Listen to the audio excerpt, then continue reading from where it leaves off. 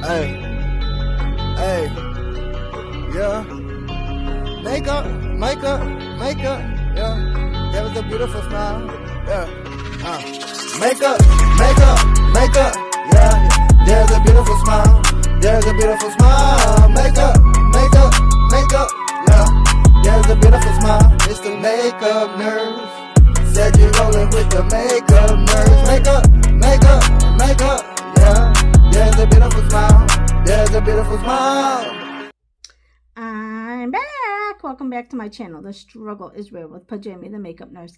Today is Mix It Up Monday, and it's also Forgiveness Day, Hotel Employee Day, Burnt Ends Day, Acne Positivity Day, No Rhyme Nor Reason Day, and Chicken Boy Day.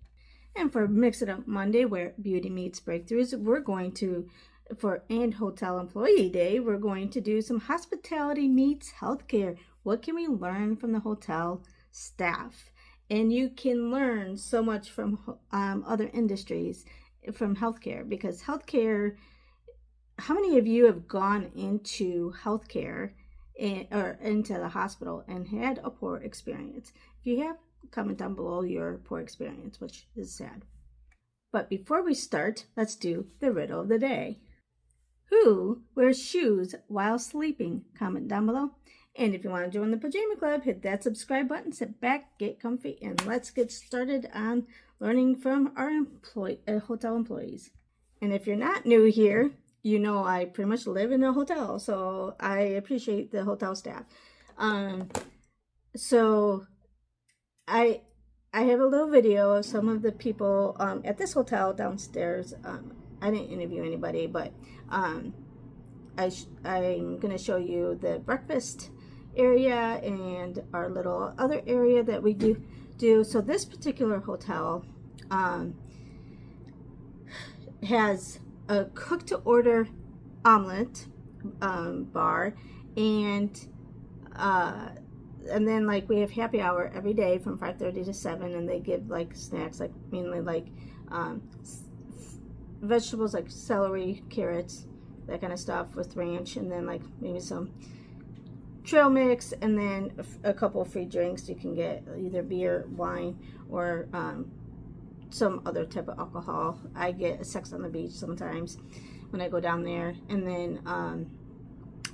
then they also have a shuttle bus to the airport, which I enjoy. So you can learn from some of these people, because like I said, a lot of people, I'm in quality and on the healthcare side, and so I get a lot of the complaints, and we need to, especially when we're dealing with people who are sick, they're at their worst, we want to make it better for that patient. Where here I'm just, well, I live in one, but like most people go to a hotel for they're at their best, right? They're happy, they're away from work, and you know, they want to enjoy, and so they're not gonna they don't need, well, I mean, they still need the caring, but not as much as someone who's sick, right? So people anticipate their needs here. Like, they're like, oh, we can do a cook to order, because not everybody likes these powdered scrambled eggs that they use, right? So cook to order omelets. Well, people are going to need a ride to the shuttle, and instead of getting an Uber, let's have a shuttle service. And it's so nice to have that anticipation, you know, them, like when you go to a restaurant, before you even need to ask for a drink's there. But in healthcare, we have to wait until people put on their call light. Even though we've tried to implement this hourly rounding where they're supposed to ask the 4 P's, potty, position, pain, and what's the 4th one? Oh my gosh, it's been so long, but I actually teach it, so it's kind of embarrassing. And I forget what the last P is, but it has to do with like belongings and reach, and I can't remember what the P. Anyway, I'm sorry, I can't remember. But so the whole point is, if you do this hourly rounding, you're anticipating the needs of the patient.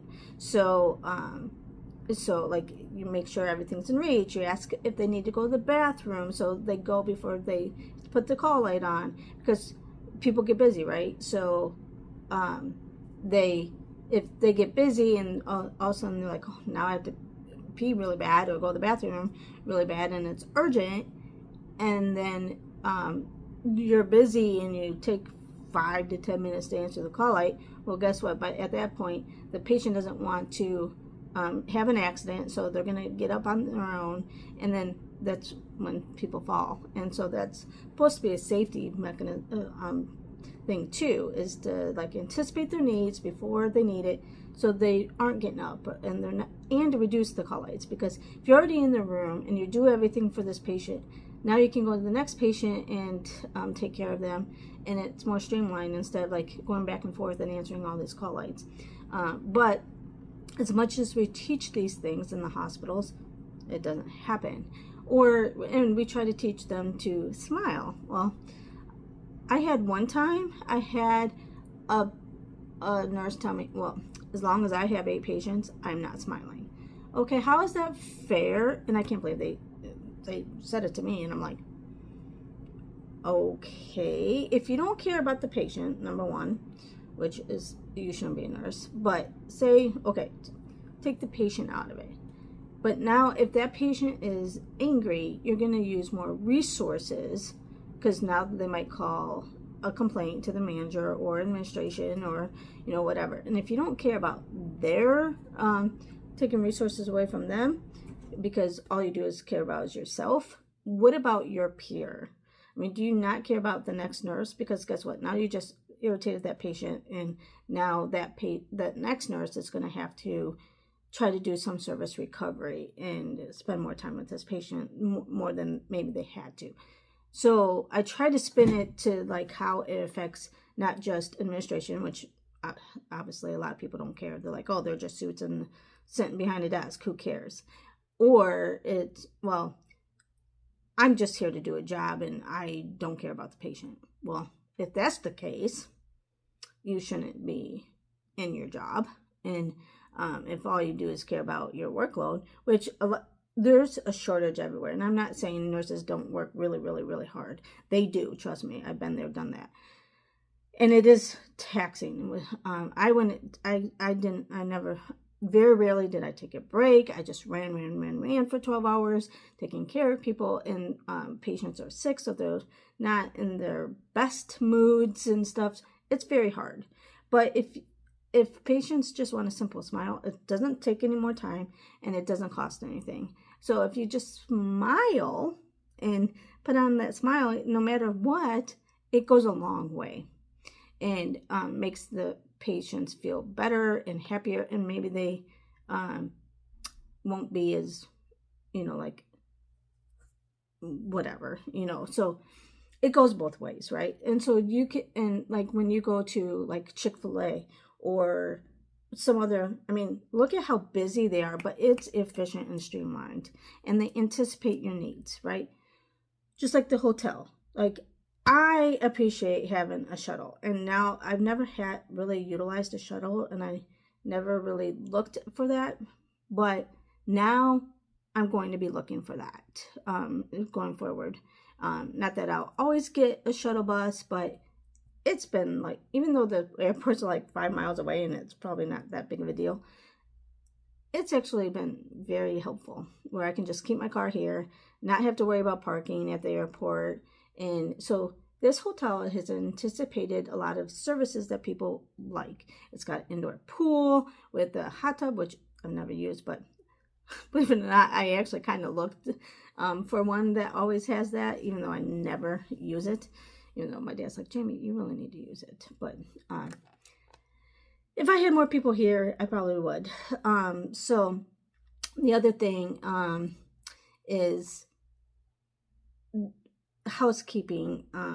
They anticipate your needs, but I've been struggling with housekeeping at the hotel. So even though everybody else is super nice, like the guy on the shuttle bus that's been taking me, every time he sees me, he's like, oh, hi, Miss Yeager, and he's like, oh, how's your day? And then like he if I need something, he's like, especially if I'm going to the airport, oh, you need to go to the airport. He's super accommodating, super nice. You can learn a lot of hospitality services from hotel people and in other industries.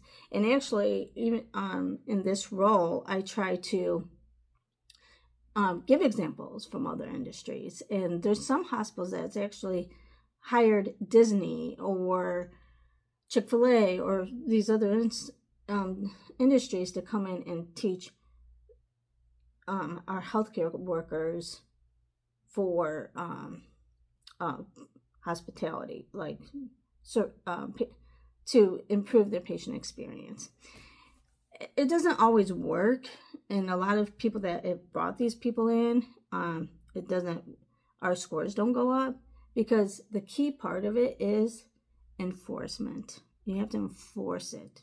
And I mean, look at like all these, like Disney. I mean, they have great customer service, right? So anyway, I'll give you a little clip of the hotel that I'm at, and I hope you enjoyed this. Look at how pretty this is, this hotel room.